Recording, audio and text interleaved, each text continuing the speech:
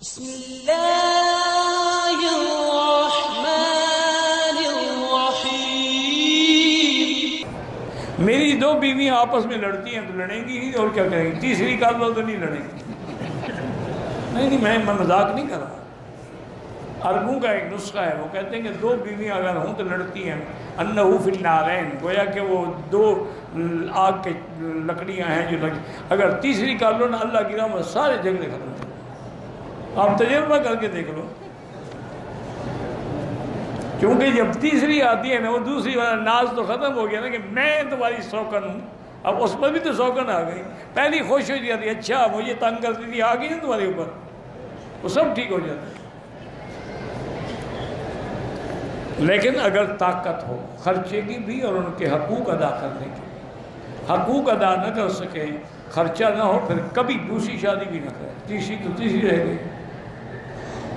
میرے ایک دوست تھے، وہ بڑی پرانی بات، میرے خیال میں اب تو فوت ہو گیا ہوگا، اللہ اگر زندہ ہے تو اللہ اس کو صحت و شفا دے، فوت ہو گیا تو مغفرت کرے۔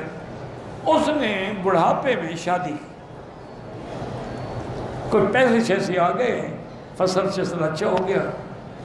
اس نے مجھے نہیں بتایا، کسی نے مجھے بتایا۔ میں نے اسے پوچھا، انہوں نے کہا چاچا سنا شادی کی ہے، کیا حال ہے، ٹھیک ہو، خوش ہو؟ انہوں نے کہا حضرت میں تو صرف خوش نہیں، محلے والے خوش ہیں۔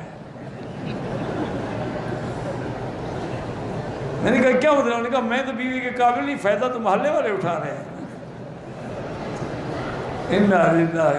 سن کا کس پاگل نے کہا تھا شادی کر؟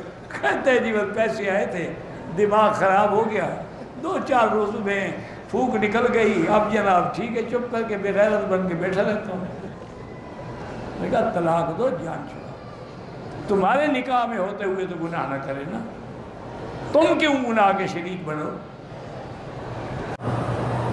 کہتے ہیں جی کہ میرے شوہر نے کویت میں شادی کی ہوئی ہے، 11 سال کے بعد مجھے پتہ چلا ہے، میرے پاس پاکستان میں 3 سال کے بعد 1 مہینے کے لیے آتا ہے۔ یہ ناانصافی ہے، ظلم ہے، اس کو چاہیے کہ جتنا اس بیوی کو وقت دیتا ہے اتنا پہلی بیوی کو بھی وقت دے۔ اگر انصاف نہیں کرے گا تو قیامت میں فالج زدہ اٹھے گا۔ اب دیکھیں کہ حضور صلی اللہ علیہ وسلم پابندی نہیں تھی، اللہ نے آپ کو اجازت دی تھی، لیکن اس کے باوجود بھی حضور نے نوبہ بنایا ہوا تھا کہ یہ دن فلاں بیوی کا ہے، یہ فلاں کا ہے، یہ فلاں کا ہے، یہ فلاں کا ہے۔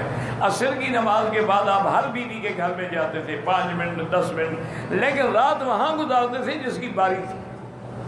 یہ ظلم ہے کہ تم کویت میں بیٹھے رہو، بیوی پاکستان میں پڑی رہے، کیونکہ تمہیں تو وہاں بیوی مل گئی، پھر وہ کیا کرے، وہ بھی وہاں کوئی شوہر ڈھونڈ لے۔ اگر تم یہ چاہتے ہو، یہ بے غیرتی برداشت کر سکتے ہو، یا پھر جان چھڑاؤ، اس کو طلاق دے دو، قصہ ختم، وہ جا کے بیچاری اپنی کوئی دوسری شادی کر لے۔ یہ تو مطلب نہیں ہے کہ بیوی تیری ہے اور 3 سال وہ اکیلے رہتی ہے۔